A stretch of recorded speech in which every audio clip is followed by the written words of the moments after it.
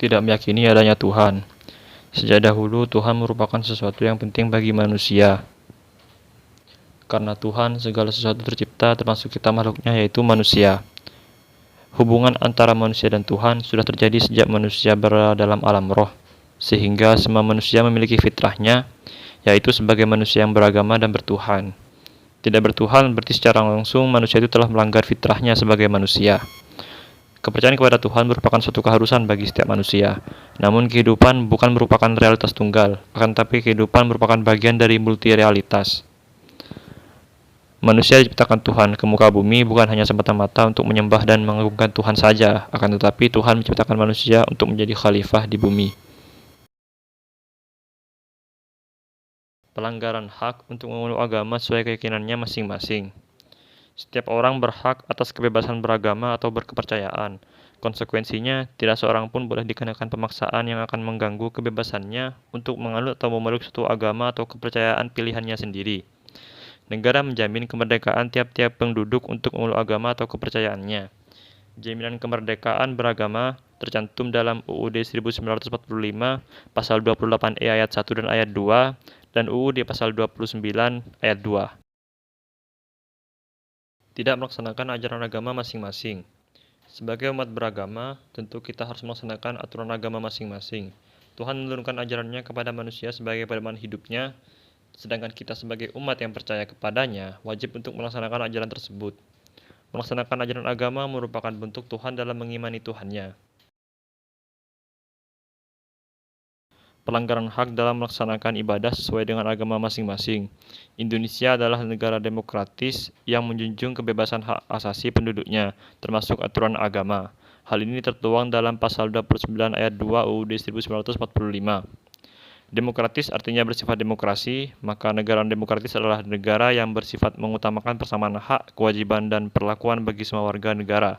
Dalam konteks agama, Indonesia juga memiliki konstitusi yang menjadi jaminan bahwa warga negara Indonesia memiliki hak untuk memeluk agama dan beribadah menurut kepercayaannya masing-masing. Menghargai umat beragama lain ialah istilah toleransi mencakup banyak bidang. Salah satunya adalah toleransi beragama, yang merupakan sikap saling menghormati dan menghargai antar penganut agama lain, seperti tidak memaksakan orang lain untuk menganut agama kita, tidak mencela atau menghina agama lain dengan alasan apapun. Hak untuk mendapatkan perlindungan dari negara dalam menjalankan ibadahnya ialah kebebasan beragama. Dalam kacamata hak asasi manusia mempunyai posisi yang kompleks. Dalam konfigurasi ketatanegaraan, kebebasan beragama mempunyai posisi yang penting juga. Sejumlah besar kegiatan manusia dilindungi oleh pasal-pasal mengenai kebebasan beragama, kebebasan berekspresi, dan kebebasan politik. Kebebasan beragama muncul sebagai hak asasi manusia yang paling mendasar dalam instrumen-instrumen politik nasional dan internasional. Maksud dari tegang rasa antar umat beragama ialah tegang rasa hampir sama artinya dengan toleransi, yang berarti kita harus menghargai serta menghormati agama yang dianut orang lain. Tidak boleh melakukan diskriminasi terhadap antar agama, karena telah diatur dalam Undang-Undang Dasar 1945 bahwa setiap orang bebas memeluk agama atau keyakinan yang ia percayai. Artinya, kita tidak boleh memaksakan agama yang kita percayai kepada orang lain.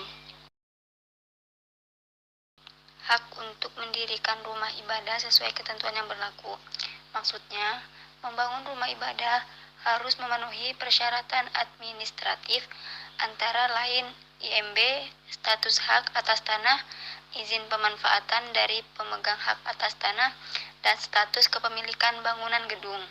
Selain itu, ketentuan lainnya yang diubah dalam Undang-Undang Cipta Kerja adalah lokasi pembangunan rumah ibadah disesuaikan dengan rencana tata ruang wilayah kabupaten atau kota, dilimpahkan kepada pemerintah pusat.